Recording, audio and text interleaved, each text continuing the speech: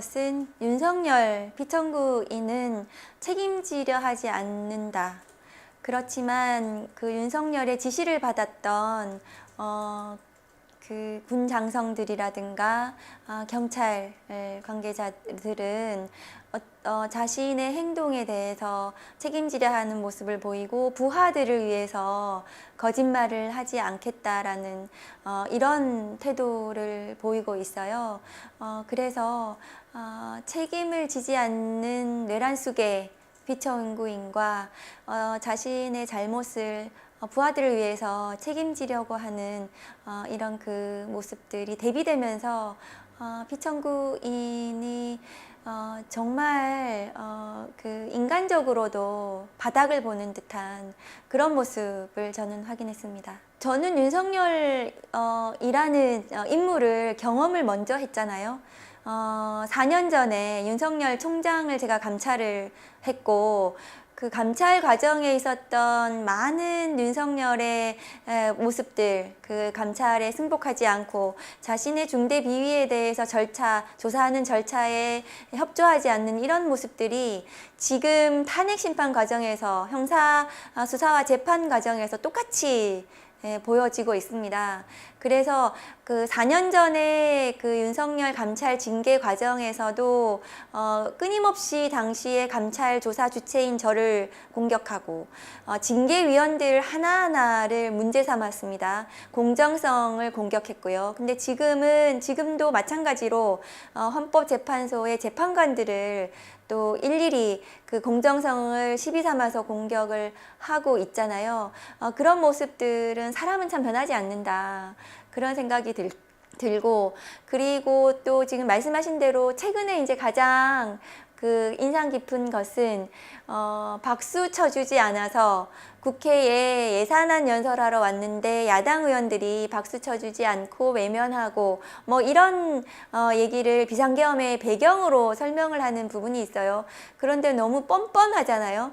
그 야당 국회의원들이 박수 쳐주지 않은 것이 어떻게 계엄의 어떤 이유나 배경이 될 수가 있겠습니까? 그러면 제가 삐쳐서 계엄을 했다는 말인지 그런 모습들은 이해가 되지 않는데, 그것은 뭐 4년 전에도 자신의 의견이나 그런 것에 반대하는 다른 의견을 내는 검사들을 묵살하고 무시하고 눈을 쳐다보지 않는, 그리고 자신의 곁에 두지 않았던 그런 검찰총장의 모습 때와 조금도 달라지지 않았다. 저는 그렇게 생각했습니다. 메시지를 공격하지 못하니까 메신저를 공격하는 모습이잖아요. 그래서 홍장원 1차장이 체포 지시와 관련해서 물증이 있는 거 아닙니까? 그리고 그 체포 명단은 홍장원 1차장만 지금 진술하고 있는 게 아니에요. 김영두 재판관도 지적하셨다시피 여인영 방첩사령관이 조지호 경찰청장에게 받아 적으라고 했던 내용, 그리고 김대우 수사단장에게도 받아 적으라고 했던 그런 내용과 패턴이 똑같이 홍장원에게도 했단 말이죠. 그러면 그 체포 명단을 받아 적으라고 한 그것이 논리적으로 자연스럽게 홍장원에게도 그렇게 한 것이 아닌가 하는 헌법재판관의 지적도 있었던 겁니다. 그런데 체포 명단과 관련해서 그것을 신빙성을 무너뜨리기 위해서 홍장원 차장이 뭐 술을 마신 것 같다라든가 그래서 음주를 공격을 하는 이런 모습은 사실은 좀 너무 궁색하다. 그리고 그러니까 형사 재판에서도 그런 모습을 보일 거라고 생각하거든요.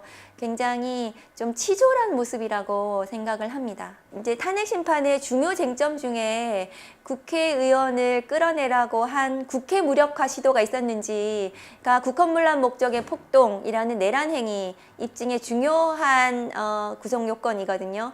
중요한 쟁점인데, 지난번 이진우 수방사령관이 헌재 헌법재판소에 나와서 좀 대부분의 중요한 진술들에 대해서 증언 거부를 했습니다. 그런데 저희 의원실에서 확인을 했더니 김용현의 변호인이 이진우 수방사령관과 접촉했다는 이런 정황이 보였습니다. 그러니까 그런 영향을 받아서 헌법재판소에 나와서 이전에 검찰에서 진술했던 내용, 국회에서 했던 내용, 국회의원 끌어내라고 한 이런 부분에 대해서 증언을 제대로 하지 않은 것이 아닌가 하는 의심이 있었습니다.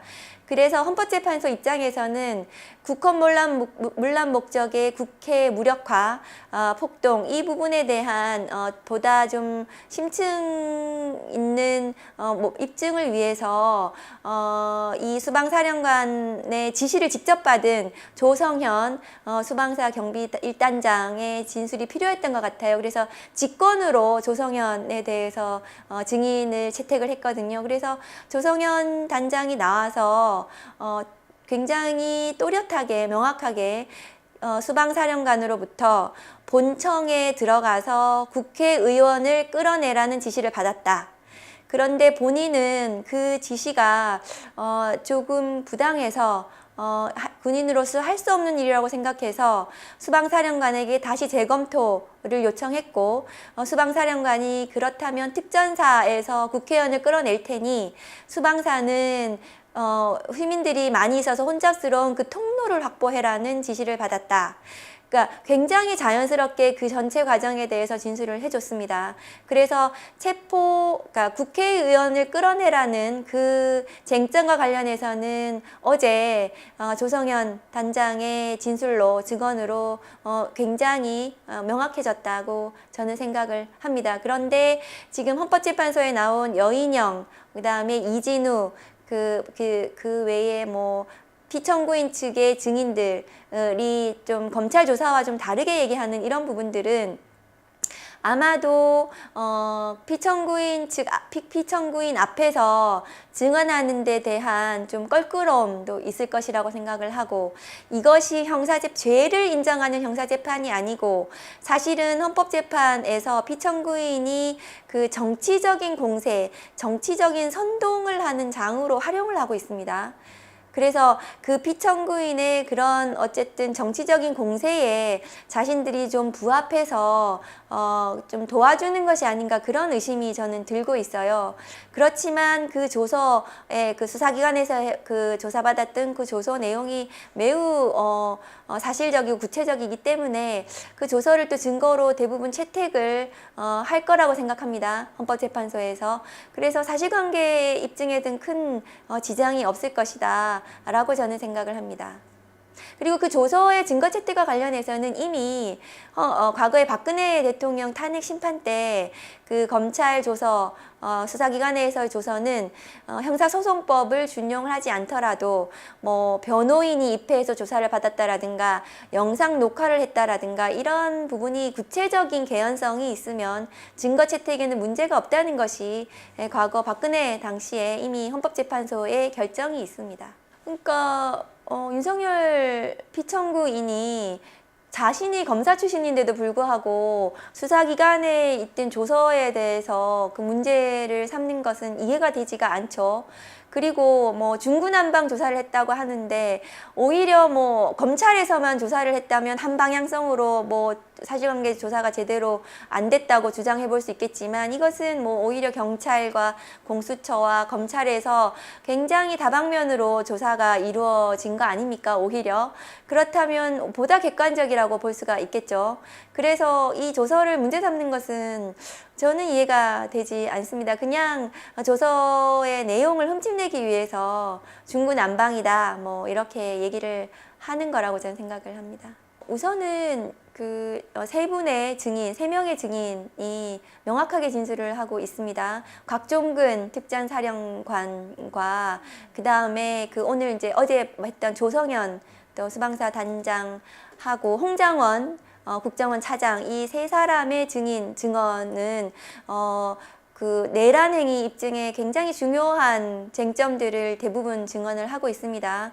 그리고 또 피청구인 측 증인들 같은 경우에도 오히려 이 내란 행위 입증에 도움을 주는 증언들을 많이 했습니다. 예를 들면은 어제 증인으로 나왔던 김봉식 또 서울청장 같은 경우에는 두 번째 국회 봉쇄 관련해서 11시 37분부터 두 번째 국회 봉쇄가 이루어졌거든요. 그런데 그 두 번째 국회 봉쇄는 포고령에 따라서 한 것이다, 이렇게 증언을 했습니다. 그런데 포고령은 위법하다는 것이 헌법재판소 사무처장이 국회에 나와서 또 확인을 해줬습니다. 그래서 그 위법한 포고령이 집행이 됐다는 것이 입증이 돼버렸죠. 어제의 증언으로. 그리고 그 김용현 장관 같은 경우에도 첫 번째로 나와서 이제 증언을 했는데요. 저는 그 첫 번째 그 증언으로 사실은 거의 대부분의 이 내란 행위, 위헌 위법한 비상계엄을 대부분 입증을 했다고 저는 생각합니다. 그 당시에 이미 피청구인이 포고령이 뭐 위법했다고 본인이 스스로 인정하는 듯한 발언도 했고요. 그리고 국무회의와 관련해서도 김용현 장관 입장에서는 뭐 제대로 된 국무회의가 있었다라고 얘기는 하지만 그 스스로도 이 국무회의가 뭐 예를 들면은 제대로 된 안건으로 심의됐다라든가 뭐 그 이런 것들에 대한 입증을 못했습니다. 못했고, 그리고 저희 국회 측에서 또 제출한 여러 가지 이제 그동안 대정부 질문에서 국무위원들이 진술한 이런 내용에 비춰보면 국무회의가 제대로 이루어지지 않고 비상계엄이 선포된 거, 그 다음에 이 비상계엄에 따른 포고령이 위헌 위법한 거, 이런 부분들이 거의 다 입증이 됐기 때문에 저는 재판관 전원이 이 내란 행위에 대해서 위헌 위법한 비상계엄이라고 인정을 하고 탄핵 인용 결정을 할 것으로 예상합니다. 저는 뭐 3월 초나 늦어도 3월 뭐 중순은 가능하지 않나, 선고가. 그렇게 생각을 합니다. 윤석열 측에서는 헌법재판소의 공정성을 계속 시비 삼고 있잖아요. 그런데 그 자신들이 지금 신청하는 증인들이라든가 뭐 증거 체부와 관련해서 절차와 관련해서 받아주지 않는 그런 모양새를 계속 만들어야 되는 겁니다. 그 절차와 관련해서 지연시키고, 그 와중에 그 헌법재판소에서 우리의 주장을 받아주지 않으니까 이제는 막바지에 이르러서는 이제 중대결심을 하겠다, 이렇게 뭐 어쨌든 다소 좀 그러니까 말하자면은 좀, 그러니까 임팩트 있는 발언을 했다고 생각을 합니다. 그런데 중대결심과 같은 그런 표현은 과거에 박근혜 대통령 탄핵 심판에서도 당시에 박근혜 측 대리인들이 비슷한 얘기를 한 적이 있어요. 그러니까 절차와 관련해서 그것이 그 당시에도 이것은 절차 지연시키려고 하는 것이 아닌가, 그런 의심을 했었습니다. 그래서 중대결심은 아마 뭐 대리인단이 전원이 뭐 사퇴한다라든가 아니면 피청구인이 이 재판을 뭐 거부한다라든가 이런 발표를 하는 그런 정도로 저는 생각을 했었고요. 그렇지만 지금 탄핵 심판 절차는 오히려 저는 너무 피청구인에게 많은 절차적인 방어권을 보장하고 있다고 생각합니다. 예를 들면 부정선거와 관련한 공방은 이 탄핵 심판의 중요 쟁점이 아닙니다. 피청구인 측도 부정선거를 밝히기 위해서 비상계엄을 한 것은 아니다. 다만 뭐 선거 시스템을 점검하기 위해서 선관위에 무장군인을 보냈다 정도로만 얘기하고 있습니다.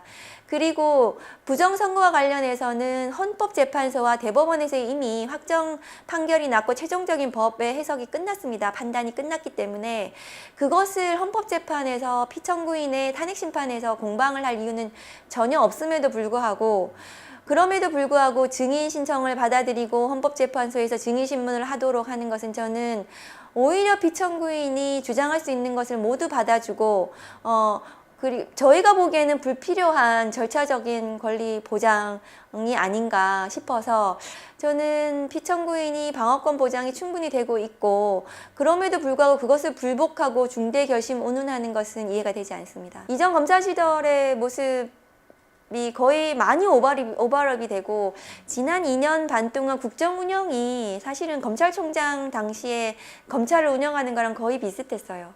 그러니까 주변에 뭐 인사를 한다거나 할 때도 자신의 말만 잘 듣는 사람들 얘기만 들었거든요. 그리고 그런 사람들만 주요 자리에 본인이 낙점해서 데리고 있었고요.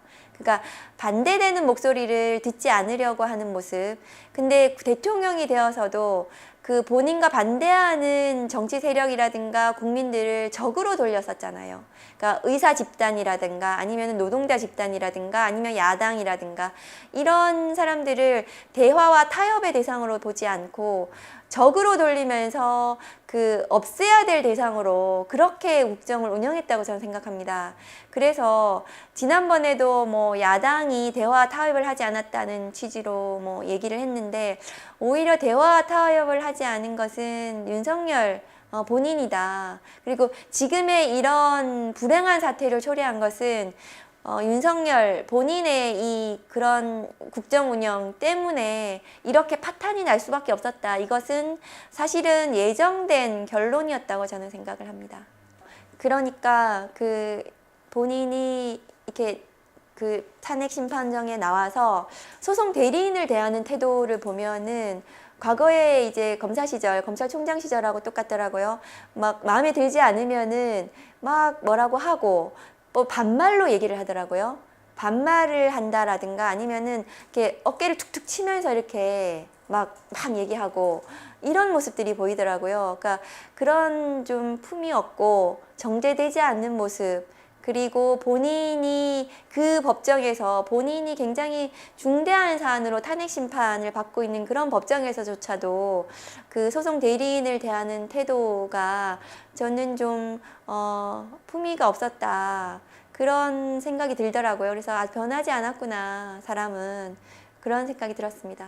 윤석열 비천구인 입장에서는 이런 방법밖에는 본인이 할 수 있는 게 없을 거예요. 왜냐하면 이 탄핵 심판에서 본인이 기각될 거라고 생각은 못 할 겁니다. 법률가잖아요.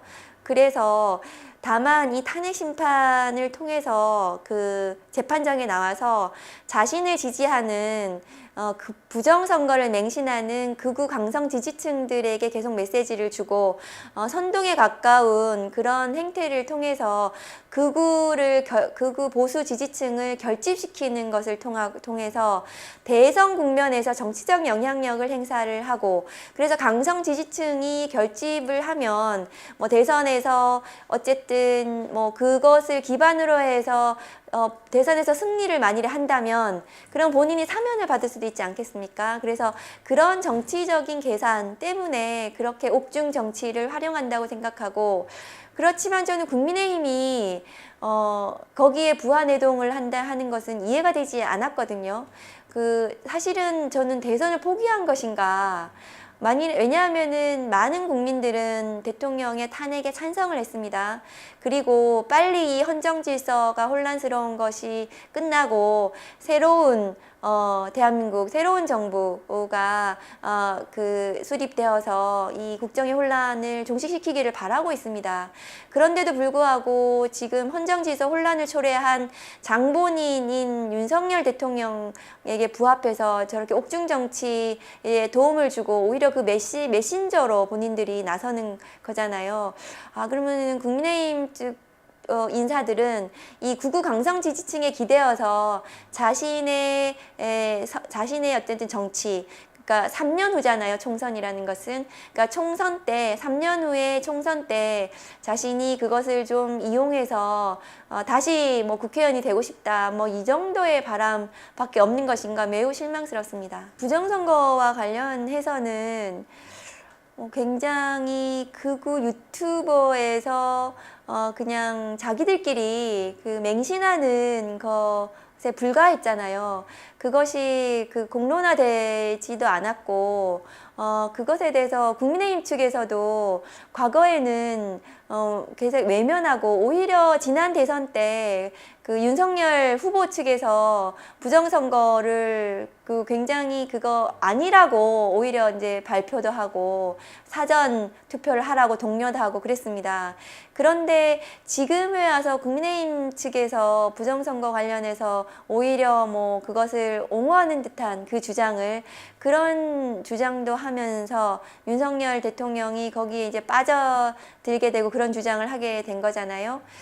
윤석열 대통령을 제가 생각을 해보면 아마 지난 총선에서 본인이 굉장히 큰 표차로 야당이 압도적으로 승리한 이것을 못 받아들였을 겁니다.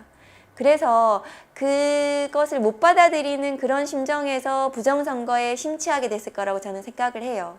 그리고 거기에 맹신하게 되면서 극우 유튜버들의 주장을 계속해서 보고 거기에 좀 뭔가 이렇게 본인이 극우 지지층들에게 호소하는 이런 행태를 보이면서 반헌법적인 행태죠. 그런데 저는 개인적으로는 이해가 되지 않거든요.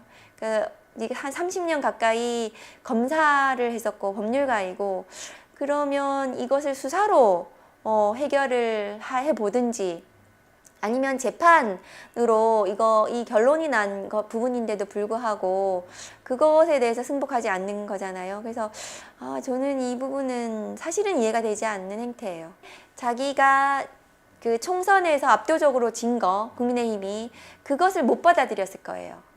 그것을 못 받아들이고 그게 원인이 뭐지 하다가 부정선거로 그 사유가 이렇게 흘러간 것이 아닌가 싶고요. 그러니까 왜냐하면은 본인이 과거 대선 과정에서도 명태균의 여론조사를 또 그 당시에 조작이 됐는지 여부가 지금 문제가 되고 있잖아요. 그래서 그 당시에 그 여론조사, 본인이 압도적으로 지지를 받았던 그런 여론조사를 믿고 맹신하고 그런 과정에서 본인을 지지하지 않는 거 이런 것들을 못 받아들이고 그래서 국민의힘이 승리해야 하는데 그렇게 다른 결과가 나온 것에 대해서 못 받아들이면서 그러면 이것은 부정선거가 아닌가 이렇게 또 본인의 사유가 흘러갔을 것이고 마침 그런 극우적인 유튜버에서 그런 주장을 하고 그러면서 거기에 빠져든 것이 아닌가 싶습니다. 그리고 그 지지층, 그 주장하는 사람들이 굉장히 강성 지지층들이고 그래서 또 행동으로 이렇게 또 막 움직이는 사람들이잖아요. 그래서 거기에 지금 기댈 수밖에 없다. 윤석열 대통령 입장에서는 그런 생각이 저는 드는데 개인적으로는 저는 도저히 이해가 되지 않습니다. 그런 행태들이. 그게 특혜가 없었다는 것이 저는 이해가 되지 않고요. 그때도 법무부 장관 대행이 스타일리스트가 와서 해준 것이라고 얘기했어요. 그런데 그럼 스타일리스트 비용은 어떻게 되는 건지 제가 궁금했어요. 그러니까 법무부에서는 그 스타일리스트 비용을 댄 것은 아니다. 그런 취지였던 것 같아요. 법무부 장관 대행은. 그런데 그 스타일리스트 비용은 그러면 대통령실에서 된 것인가? 그 대통령실에서 된 것이면 직무가 정지된 대통령에 대해서 스타일리스트 비용을 어쨌든 될 수 있는가.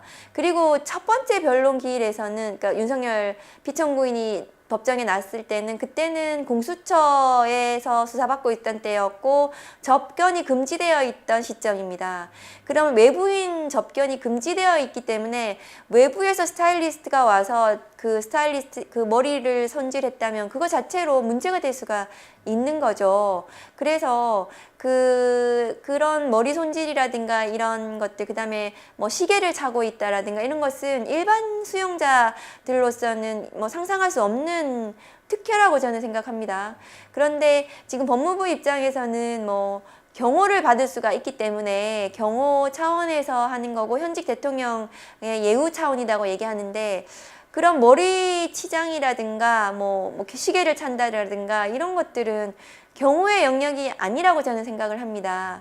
그러니까 다만 이것이 그동안 있어오지 않았던 초유의 사태이기 때문에 그러면 직무가 정지된 대통령에 대한 경호를 어느 정도로 할 것인가는 정해야 될 것이지만 저는 뇌란 수괴 혐의는 매우 중대합니다. 사형과 무기징역, 무기금고밖에 없는 법정형이 그런 형사재판을 받고 있는 내란숙의 피고인 대통령인데 그렇게 어쨌든 특혜성으로 볼 수 있는 그런 모습으로 등장하는 것은 저는 맞지 않다고 생각합니다. 그리고 또 그 증인으로 나오는 지금 현재 구속되어 있는 군 장성들이라든가 이런 사람들은 그 다음에 어제 나온 김봉식 청장 이런 사람들은 머리가 전부 다 하얘요. 그러니까 염색을 못 한다고요. 그러니까 그 안에서는 어떤 그런 손질과 관련해서는 그런 배려를 받지 못하고 있거든요. 그러니까 피청구인은 굉장히 멀쩡하고 오히려 본인의 지시를 받았던 구속되어 있는 사람들, 부하들은 다들 초췌한 모습으로 김용현 장관까지도 그렇게 배비대에서 나오는 모습은 저는 보기는 좋지 않았습니다. 그것은 4년 전에 윤석열 검찰총장 징계 당시에도 똑같이 징계위원들을 흔들었던 모습이었거든요. 그래서 헌법재판소에 대해서 그렇게 공격하는 것은 예정되어 있었던 거고 공정성 시비를 삼아서 나중에 불복에 밑자락을 까는 거라고 저는 생각을 합니다. 그래서 윤석열 측 입장에서는 그렇게 계속해서 위법 논란, 그러니까 수사 단계에서는 또 수사권이나 영장 가지고 계속 문제를 삼았잖아요. 그런데 이제 기소가 됐고 재판 중인데 지금은 이제 탄핵 심판 관련해서는 헌법재판소를 또 흔들어야 되기 때문에, 근데 그 흔드는 과정에서 또 막 그 재판관들에 대한 그 개인적인 부분, 뭐 예를 들면 블로그에 뭐 독후감을 쓰는 거, 이런 부분들을 문제 삼는 거, 그것을 국민의힘 측에서도 또 그걸 같이 해서 그것을 공격하는 거, 이런 거는 저는 그것은 반헌법적인 행태라고 생각을 합니다. 그래서 그것은 중단되어야 된다고 저는 생각을 하거든요. 그러면 국민의힘이나 국민의힘을 지지하는 그 세력들은 헌법재판에 대해서 불복하고 헌법재판관들을 공격을 함으로써 그 국가를 부정하는 것인가? 그것은 오히려 그 내란을 저지른 윤석열 내란 수괴와 그러면은 또 오히려 이제 같은 이 세력이라고 저는 생각을 해서, 국민의힘은 그렇게 되면은 위헌정당으로 해산을 할 수밖에 없겠다. 저는 그렇게 생각을 하거든요. 그래서 멈춰야 되고, 지난 서부지법 폭동 때도 그 당시에 국민의힘이나 국민의힘 인사들이 계속해서 공수처의 수사권이나 법원의 영장을 문제 삼았기 때문에 폭동으로 이어졌다고 저는 생각하거든요. 거기에 명분을 준 것이에요. 오히려 또 막 심지어는 국민저항권이라는 표현을 하신 분도 있어요.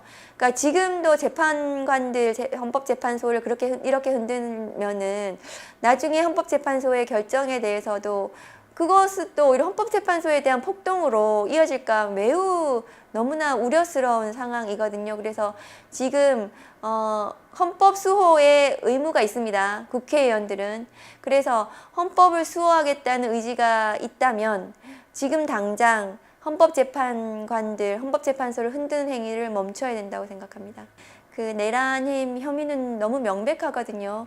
국민의힘 김상욱 의원이 만일에 이 탄핵 심판이 기각이 된다면 그것은 굉장히 걱정스러운 일이고, 그것은 반헌법적 상황이다, 뭐 이런 취지로 말씀하신 걸로 알고 있어요. 그럴 정도로 국민의힘 내부에서도 그렇게 바라보고 있는 거거든요. 그런데 일부 이제 국민의힘 오히려 중진 의원들이 그 의사결정을 하는 또 지도부에서 윤석열 대통령을 접견하고 그 옥중 정치 메시지를 계속 또 국민들한테 전파하고, 이런 모습들은 실망스럽다고 저는 생각합니다. 사실은 정치가 국민을 대변해야 되는 거잖아요. 그리고 국민들의 목소리를 대신 내주어야 하는 것이고, 그럼 국민들이 지금 바라고 있는 것이 과연 그런 것인지 돌아봐야 된다고 생각을 합니다. 제가 정치한 지는 얼마 되지 않았지만 그런 모습들은 좀 국민들이 바라지 않는다고 생각을 하거든요. 그래서 국민의 선택을 받으시려면 오히려 국민의 목소리에 귀를 기울여야 한다고 생각하고, 내란을 진압하는데 같이 합심해서 노력해줘야 된다고 생각을 합니다. 그것은 너무 초유의 사태이고, 그리고 우리나라 선진국에 진입한 대한민국에서 일어나서는 안 되는 일들이었죠. 그런데 아까도 말씀드렸다시피 그 서부지법 폭동은 사실은 법원이라는 헌법기관에 대해서 그 폭동을 일으킨, 저는 사실상의 내란 행위라고 저는 생각을 합니다. 그러니까 계속 내란의 잔불들이 계속해서 일어나는 거죠. 그것은 윤석열이라는 피청구인 피고인과 국민의힘 정치 세력들이 이 내란에 대해서 승복하지 않고 반성하지 않고, 오히려 이 법치의 영역을, 사실은 이 내란이라는 것은 법치의 영역인데 정치의 영역으로 끌고 와서 정쟁화시키고, 그러면서 그 정쟁화시키는데 나름 어쨌든 작은 성공을 이루면서 그 강성 지지층들에게 어쨌든 계속해서 그런 시그널을 줘서 이것을 뭐 계속 불복하고 문제 삼으라고 해서, 그래서 폭동으로까지 이어진 것이거든요. 매우 우려스러운 상황이고, 이게 되풀이돼서는 안 되는 불행한 사태라고 생각합니다. 의심스러운 상황이죠. 왜냐하면 명태균 보고서가 작년 11월 4일인가요? 그렇게 나왔고, 그 후에 그 보고서와 관련된 부분이 사실은 이제 법무부나 이런 데 보고가 되었을 수도 있고, 그 뭐 내부적으로 뭐 일부가 보고되고, 또 사실은 윤석열에게는 보고가 안 됐을까? 근데 최근에 보니까, 언론 보도 보니까 명태균 측이 뭐 김건희 그 여사 관련해 가지고 뭐 거기 전달한 것처럼 그렇게 보도가 되더라고요. 그러니까 그러면 이 명태균과 같이 한 국정농단, 그다음에 김영선 공천이라든가 기타 여러 가지 국민의힘의 당무 개입이라든가 뭐 선거와 관련해서 여러 가지 문제가 됐던 뭐 이런 것들이 밝혀진다면 뭐 윤석열 본인과 윤석열 부부에게는 굉장히 치명적이었을 수도 있겠다라는 생각이 들고, 그렇다면 이것을 진압하기 위해서 이것을 뒤집기 위해서는 뭔가 특별한 조치, 그러니까 그 비상 조치가 필요하다고 판단했을 수도 있지 않나, 그렇게 의심은 듭니다. 이것을 명태균 특검으로 그것은 밝혀져야 된다고 생각합니다. 국민의힘 대선 주자들이 연루가 되어서 뭐 그런 주장을 하시는지는 모르겠지만, 오히려 명태균 관련해서 명태균 게이트가 터졌을 때 국민의힘 지금 문제되는 대선 주자들이 고소하기도 했어요. 명태균에 대해서.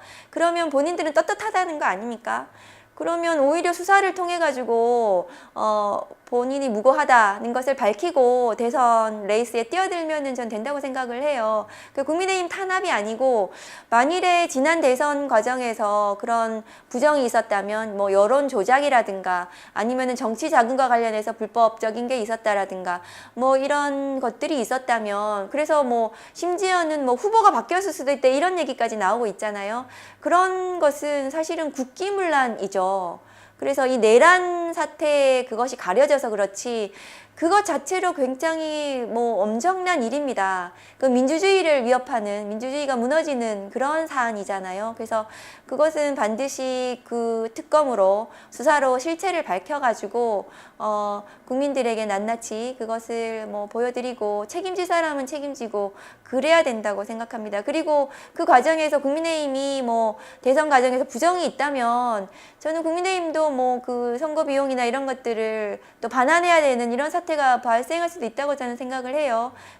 그래서 지금 계속해서 그 국민의힘 측에서 명태균 특검법을 계속 뭐 거부하고 문제가 있다고 계속 주장을 하는데, 그러지 말고 털 것은 털자. 그래서 뭐 그 내란 특검법도 그렇고 명태균 특검법도 그렇고 수사로 밝혀야 되는 그 특검으로 넘기고, 그리고 새롭게 뭐 민생이라든가 아니면 뭐 조기 대선이라든가 여기에 집중을 했으면 좋겠습니다. 사실은 윤석열 대통령은 윤석열 총장이었고 윤석열 검사였고 그랬잖아요. 그러니까 공직자로서는 매우 부적합한 사람이었습니다. 그러니까 공이라는 퍼블릭의 개념이 없는 분이었다고 저는 생각합니다. 그러니까 변호사를 하거나 뭐 개인적인 삶을 살았어야 되는 사람이 공직자로 나섰고 공직을 사유화했다고 생각을 하고, 과거에도 그랬고 지금도 그렇고, 그리고 그 사유화의 끝이 저는 내란을 저질렀다고 생각을 하거든요. 그래서 이 내란 사태와 같은 불행한 이 역사에 본인이 장본인이 된 것이죠. 지금이라도 본인이 반성하고 역사적인, 정치적인, 법적인 책임을 지라고 말해주고 싶습니다.